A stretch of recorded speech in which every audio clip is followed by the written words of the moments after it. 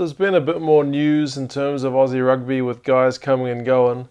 Henry Speight has signed on an extended deal with the Brumbies, and David Horwitz has decided to try his hand in Europe. It's an interesting one for Horwitz. He's a former Australian under-20s player. He's only really just come onto this. I think he made his debut in 2016, really got a proper season, 2017 with the Tars. And then he moved down to the Rebels for this year. I guess kind of with the return of Kurtley Beale, feeling kind of the push that he maybe wasn't going to get any games. I don't know whether the coach told him as much or what, but it hasn't really panned out for him at the Rebels because he hasn't got a game yet, as far as I'm aware.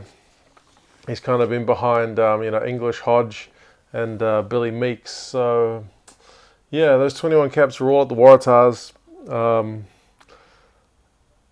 It's a hard one for him because, for a guy who was in the Aussie under-20s, it really took him a while to kind of get his debut. He wasn't one of these guys who was playing Super Rugby at 18, 19, 20. He would have been, 22 by the time he got his debut, maybe 21. But, so he finally got his debut, got a decent run, and then it's not really worked out for him. So he's following old Kyle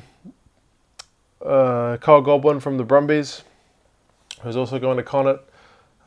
Their coach is a Kiwi, but he's recruited 2 Aussies within a week, so maybe even 4 or 5 days.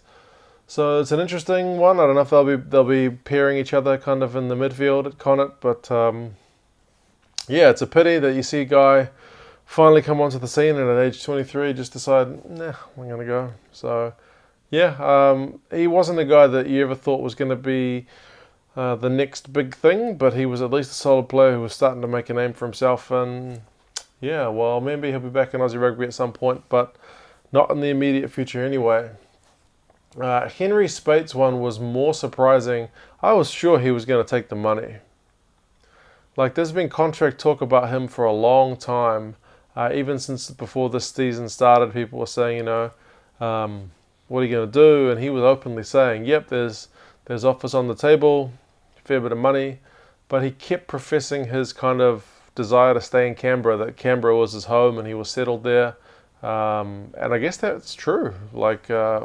In the modern game, when guys are so often saying things like, well, I need to go make the money to take care of my family, he's saying, well, I want to stay put, largely for his family and for his life after rugby is something he's been saying, in his most recent kind of interview.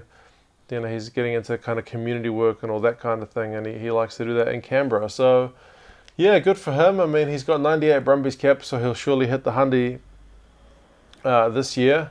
And he's obviously going to be targeting World Cup next year, signing on to 2019. And he made it sound in his interview that he was basically going to call it quits after that. So he's 30 now.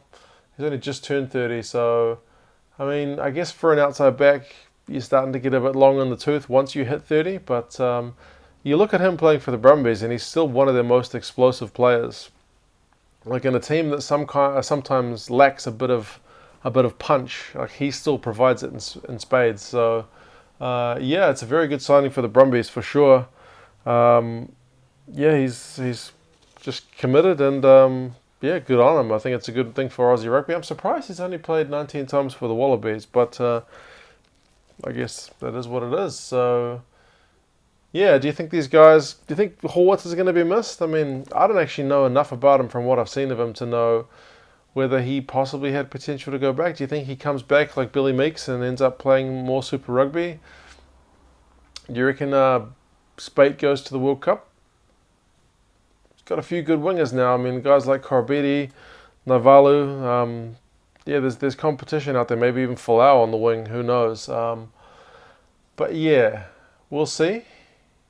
Don't know if he goes for any money past 2019. From what he's saying now and from what his actions have been, he's legit just going to play it out and maybe look at life after rugby from there. So we will see. Just interesting news that they both kind of came out within the last 48 hours. So, interesting one. And, that's it from me. I'll talk to you guys again for another one next time.